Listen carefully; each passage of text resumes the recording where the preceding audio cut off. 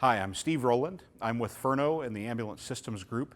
I also have the pleasure of serving on the NFPA 1917 Ambulance Standards Committee, as well as participating with the GVS version 1.0 ground vehicle ambulance standard that's being developed.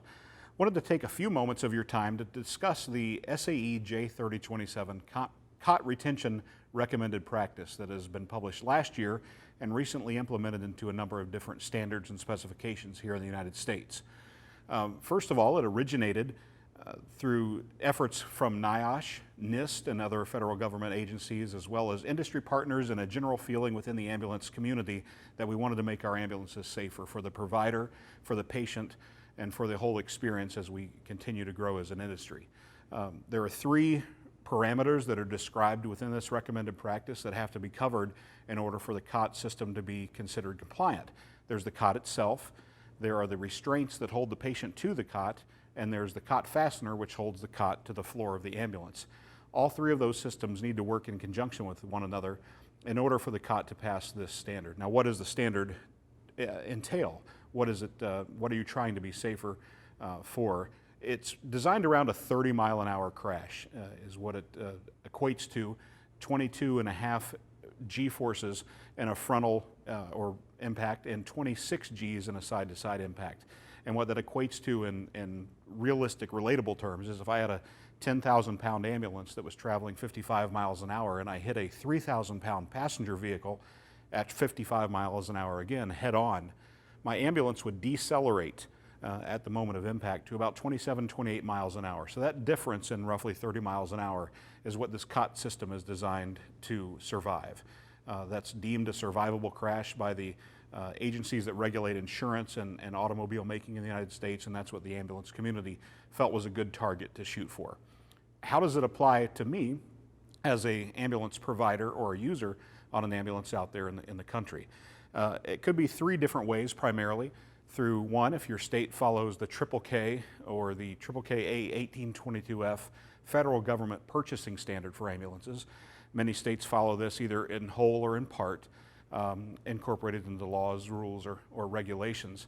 It could be if your state or your agency builds an ambulance to the NFPA 1917 ambulance standard, or once adopted the GVS ground ambulance standard version 1.0. If you follow any of those, all three of these documents point to the SAE J3027 as a frame of reference. The SAE serves as the holder of that information the same way that they regulate motor oil and tires and brake pads and other things that are related to vehicle or aerospace equipment. How do I know if my state's going to comply is a question that we get answered often. And I'll have to throw that back to you as the audience to do some homework on your end, because right now there's not really a source that tells us that. Each individual state is deciding what they're going to do. We've heard of some states adopting the new KKK purchasing spec right away, and that's went into effect July 1st, 2015. We've heard of other states that plan to adopt it but have some delay before they implement it to allow the state, the agencies operating within that state to be able to budget in order to purchase ambulances the next time that they enter into their buying cycle. Others may comply at some future point. Some states really don't follow KKK or NFPA or CAS and have their own standards that they've developed over time, and each of those states will be on a case-by-case basis as how this complies. That being said, if I'm in a state even that has no ambulance regulations whatsoever, I'm still able as a consumer, a purchaser of a new ambulance, to request that the builder build one that complies with SAE J3027 as an upgrade, the same way I would add additional warning lights or additional sirens or additional striping or anything else that I would do to exceed my state's minimum standard. So I hope that clears it up a bit for you. Here at Ferno, we've made the choice to offer three product lines to comply with this standard because we know that there are agencies with hundreds of ambulances that have a pretty ample funding source, and there's agencies that have one or two ambulances that have to struggle with every penny that they bring in to buy equipment.